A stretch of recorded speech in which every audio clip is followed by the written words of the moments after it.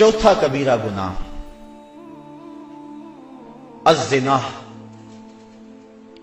اللہ تعالیٰ نے قرآن مجید کے اندر صاف واضح دو ٹوک الفاظ میں ارشاد فرمایا، لا تقربوا الزنا، زنا کے قریب بھی نہ جانا۔ کیوں؟ انہ کان فاحشۃ وساء سبیلا، یہ فحش کام ہے اور انتہائی برا رستہ ہے۔ عقلاً بھی اس میں فحاشی ہے، شرعاً بھی اس میں فحاشی ہے، اور عادتاً بھی اس میں فحاشی ہے۔ تو کوئی بھی شریف شخص زنا کا ارتکاب نہیں کرتا، اور حدیث میں آتا ہے جب زانی زنا کرتا ہے تو اس سے ایمان نکال لیا جاتا ہے، اور زانی کے رزق میں بے برکتی ڈال دی جاتی ہے، اس کے چہرے کے نور کو چھین لیا جاتا ہے، اور اللہ کی رحمتوں سے وہ محروم کر دیا جاتا ہے۔ اللہ کے محبوب علیہ السلام کی بارگاہ میں ایک شخص حاضر ہوا، اسلام اس نے قبول کیا اور عرض کی حضور میرے میں بڑے گناہ ہیں اور میں وہ چھوڑنے کا آپ سے وعدہ کرتا ہوں، لیکن مجھے لت پڑی ہے زنا کی، وہ میں نہیں چھوڑ سکتا۔ اب حضور رحمت اللہ علیہ حکیم نبی کیسے اس کی تربیت فرماتے ہیں؟ اس نے کہا سارے گناہ چھوڑ دوں گا، زنا نہیں چھوڑ سکتا۔ فرمایا تو کیا پسند کرتا ہے کہ تیری ماں کے ساتھ کوئی زنا کرے؟ اس نے عرض کی حضور میں یہ پسند نہیں کرتا۔ تو فرمایا جس کے ساتھ تو زنا کرے گا وہ بھی کسی کی ماں ہوگی۔ اس طرح فرمایا تو پسند کرتا ہے کہ کوئی تیری بہن کے ساتھ زنا کرے؟ اس نے کہا حضور یہ میں کیسے پسند کرتا ہوں؟ تو فرمایا کہ جس کے ساتھ تو زنا کرے گا وہ کسی کی بہن ہو سکتی ہے۔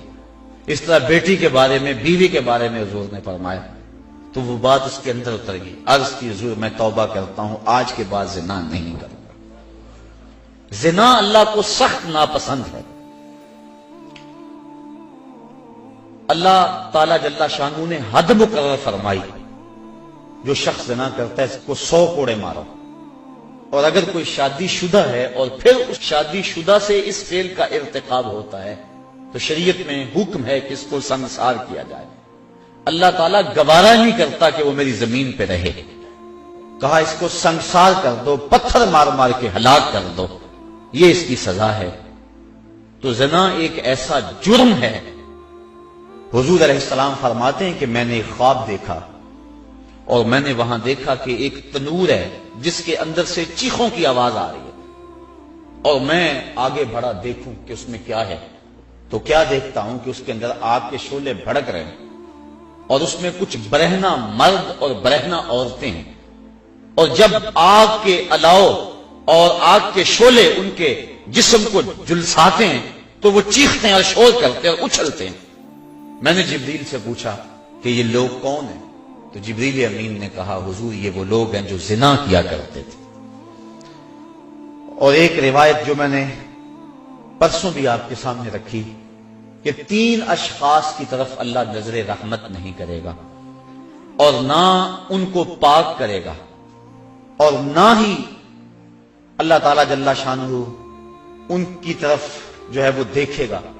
وہ 3 اشخاص میں سے پہلا شخص شیخ زان، وہ شخص جو بوڑھا ہو گیا ہے لیکن زنا نہیں چھوڑتا ہے۔ بوڑھا زانی اللہ کو سخت ناپسند ہے۔ تو یہ ایسا کبیرہ گناہ ہے جس سے حضور نے ارشاد فرمایا کہ جس قوم میں زنا پھیل جاتا ہے اس قوم کے اندر ایسی بیماریاں جنم لیتی ہیں جو اس سے قبل تم نے نہیں سنی ہوں گی۔ یہ ایڈز کے نام سے بیماری صاحب کا اس کی مثال بھی نہیں ہے۔ تو جس قوم کے اندر یہ برائی پھیلتی ہے اس میں ایسی نئی نئی بیماریاں جنم لیتی ہیں، اور اللہ کی رحمتیں اس قوم سے اٹھا لی جاتی ہیں، ان لوگوں کے چہروں سے نور اچک لیا جاتا ہے، اور ان کے اندر فقر و فاقہ مسلط کر دیا جاتا ہے جس قوم کے اندر یہ برائی پھیلتی چلی جائے۔